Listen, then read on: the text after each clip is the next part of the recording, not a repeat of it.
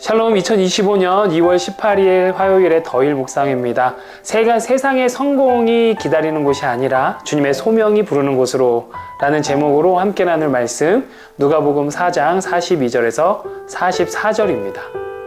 날이 밝음에 예수께서 나오사 한적한 곳에 가시니 무리가 찾다가 만나서 자기들에게서 떠나시지 못하게 만류하려 하매 예수께서 이르시되 내가 다른 동네들에서도 하나님의 나라 복음을 전하여야 하리니 나는 이 일을 위해 보내심을 받았노라 하시고 갈릴리 여러 회당에서 전도하시더라. 아멘. 나사렛을 빠져나오신 예수님께서요, 가버나움이라는 지역으로 가셔서 사역을 하십니다. 여러분, 가버나움은요, 어촌이에요. 당시 대략의 한 1000세대가 거주한 곳으로 추정된다고 합니다. 가버나움은요, 고고학적 발견에 따르면 괄목할 만한 건물도 없었고 집 형태들도요 다 지극히 평범했다고 합니다. 다시 말해서 가버나움은 지극히 평범하고 가난한 어촌이었던 곳이죠. 그곳에 우리 주님께서 가신 거예요. 그곳에 치유와 해방의 역사가 일어난 것입니다. 우리네 삶도 어찌 보면 가버나움 같은 삶일 것 같아요. 지극히 평범하다 못해 때로는 여러 가지 형태로 인생의 궁핍과 결핍을 경험하게 되는 삶 속에 우리 주님께서 찾아오셔서 가장 특별한 인생으로 만들어 주셨음을 믿습니다. 은혜이죠. 그럼요, 주님께서 말씀하신 은혜의 해는 구체적으로 어떤 형태로 왔을까요? 오늘 본문 말씀에 비추어 보면요, 거룩한 영에 의하여 더러운 영이 떠나갔다는 것입니다.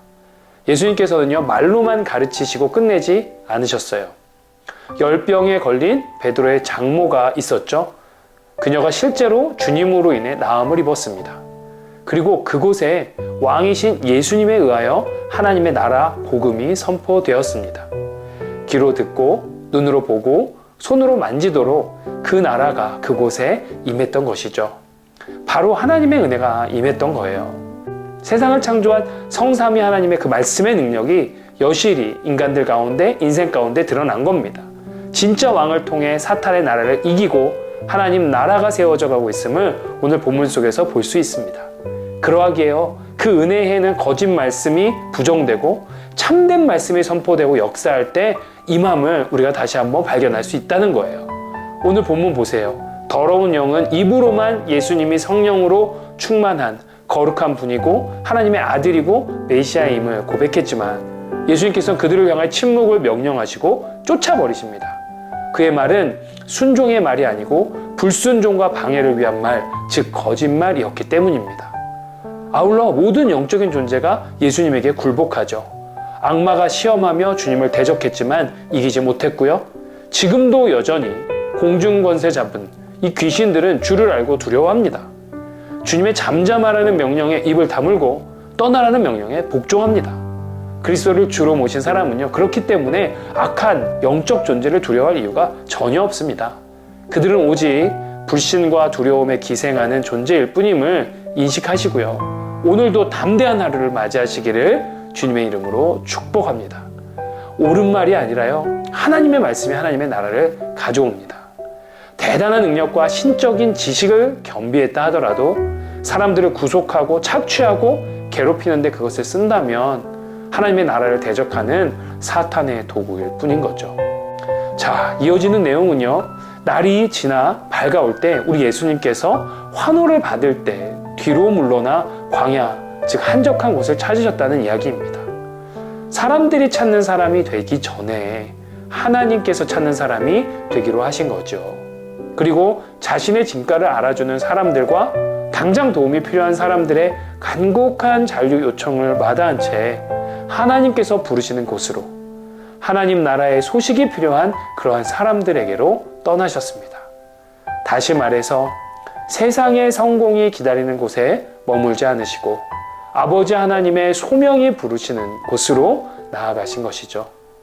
사랑하는 더일 가족 여러분, 오늘 아침 우리 모두가 우리에게 사명을 주시는 예수님을 기억해 보았으면 좋겠습니다. 주님을 사랑하는 자들에게 주시는 그 사명, 그 소명, 주님의 양을 먹이고 치라하는 그 사명. 오늘도 우리는 그 사명과 소명 앞에 서는 겁니다. 똑같은 하루, 일상의 시작이지만 가버나움 같은 지극히 평범하고 가난하고 별 볼 일 없는 나의 하루에 찾아오신 예수님을 바라보세요. 그리고 그의 넘치는 사랑을 먼저 경험하고 충만하게 되시기를 축복합니다.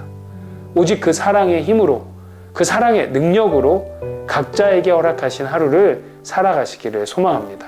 그렇다면 소소한 우리 삶의 모든 자리는 소명의 자리, 사명의 순간이 됨을 믿습니다. 그것이 바로 주님의 복의 통로가 되어서, 도구가 되어서 형통한 자로서 사람을 살리고 세우는 은혜의 역사를 경험하는 삶이 되는 것입니다. 예수님처럼요, 세상이 제시하는 성공이 기다리는 곳이 아니라 주님이 주시는 소명의 자리로 나아가는 저와 여러분들 되시길 다시 한번 주님의 이름으로 축원해요.